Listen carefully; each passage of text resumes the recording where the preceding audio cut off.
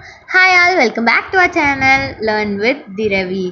இன்னைக்கு how to write ஸ்வர்னு பார்க்கலாம்.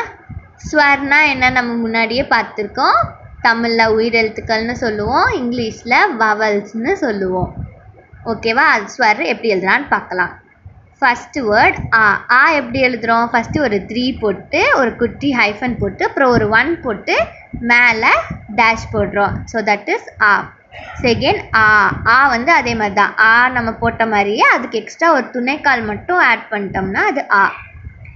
வந்து ஒரு குட்டி 1 போட்டு எஸ் போட்டோம்னா நம்மளுக்கு கிடைக்குது.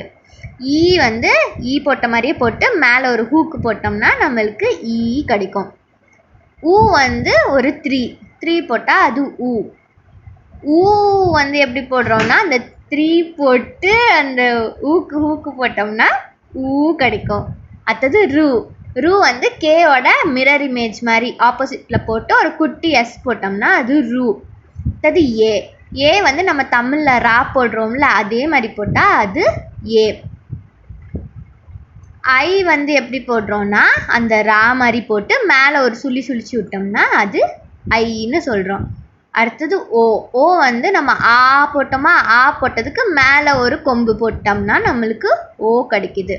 அடுத்தது அவு வந்து ஓக்கு ஒரு கொம்பு போட்டோம், இதுக்கு 2 கொம்பு போட்டோம்னா நம்மளுக்கு கிடைக்கும்.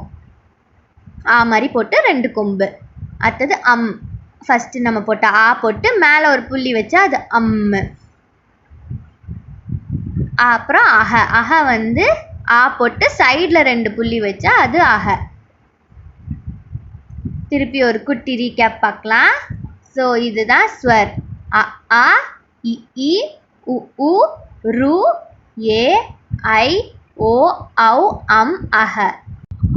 ஆல்ரெடி போட்ட ஸ்வர் வீடியோஸை நான் டிஸ்கிரிப்ஷனில் ஆட் பண்ணுறேன், பார்த்துக்கோங்க. தேங்க்ஸ் ஃபார் வாட்சிங்.